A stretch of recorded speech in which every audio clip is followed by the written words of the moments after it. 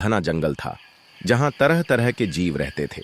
उसी जंगल में एक बाज और एक लोमड़ी भी रहते थे। बाज अपनी तेज उड़ान और नुकीले पंजों के लिए जाना जाता था। उसने जंगल के सबसे ऊंचे पेड़ की शाखाओं पर अपना घोंसला बनाया हुआ था, जहां से वह पूरे जंगल को देख सकता था। नीचे उसी पेड़ की जड़ में लोमड़ी अपने बच्चों के साथ एक बिल में रहती थी।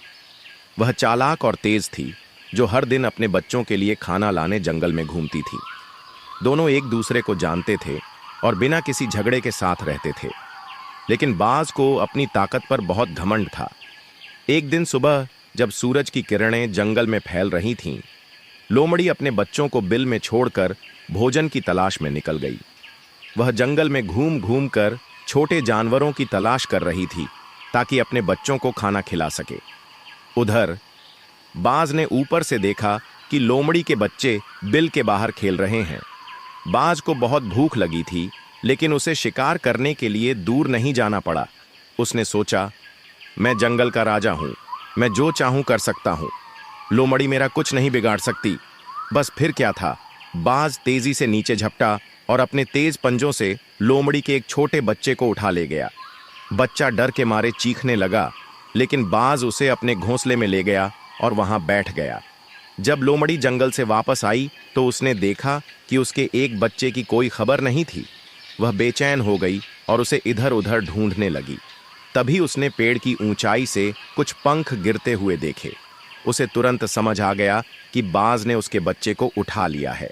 गुस्से और दर्द से भरी लोमड़ी ने पेड़ के नीचे खड़े होकर बाज को जोर जोर से पुकारा, बाज, तुमने मेरे बच्चे को क्यों चुरा लिया? हम तो पड़ोसी थे, दोस्त थे। क्या तुमने अपनी ताकत के नशे में इतना बड़ा अन्याय कर दिया? बाज ने ऊंचाई से नीचे देखा और घमंड से हंसते हुए कहा, लोमड़ी, मैं तुमसे ताकत में बहुत बड़ा हूं। मैं जहां चाहूं उड़ सकता हूं। तुम मेरा क्या कर लोगी? लोमड़ी ने गिड़गिड़ाते हुए कहा, बाज, अपनी गलती का एहसास करो। तुम्हारी ताकत तुम्हें यह अधिकार नहीं देती कि तुम दूसरों के साथ अन्याय करो। मेरा बच्चा वापस कर दो। लेकिन बाज ने उसकी बातों को अनसुना कर दिया और अपने घोंसले में चला गया। लोमड़ी को समझ आ गया कि बल से वह बाज से जीत नहीं सकती, लेकिन उसकी असली ताकत उसकी चतुराई थी।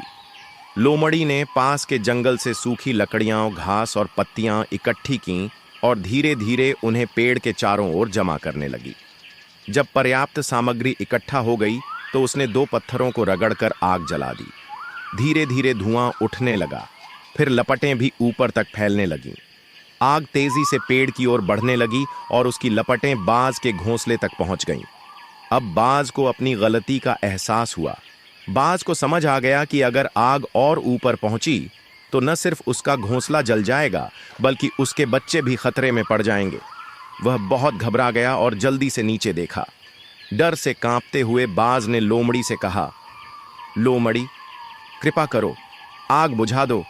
मैंने बहुत बड़ी गलती कर दी।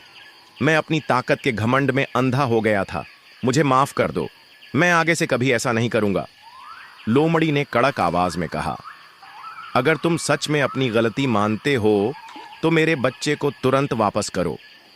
बाज ने बिना समय गंवाए लोमड़ी के बच्चे को अपने पंजों में उठाया और धीरे से उसे जमीन पर रख दिया। जैसे ही लोमड़ी ने अपने बच्चे को वापस पाया, उसका गुस्सा थोड़ा शांत हुआ। अब बाज पूरी तरह डर और पछतावे से भर गया था। वह विनती करता रहा, कृपया आग बुझा दो। मैं कसम खाता हूं कि कभी किसी को नुकसान नहीं पहुंचाऊंगा। लोमड़ी को महसूस हुआ कि बाज को अपनी गलती का सच में पछतावा है, इसलिए उसने फौरन आग को बुझाना शुरू कर दिया। कुछ ही देर में उसने पूरी आग को अपने पैरों और पूंछ की मदद से बुझा दिया। सीख और बदलाव, उस दिन के बाद बाज कभी भी अपनी ताकत का गलत इस्तेमाल नहीं किया। उसने समझ लिया कि सिर्फ ताकतवर होना ही सब कुछ नहीं होता, बल्कि न्याय और दया भी जरूरी होती है।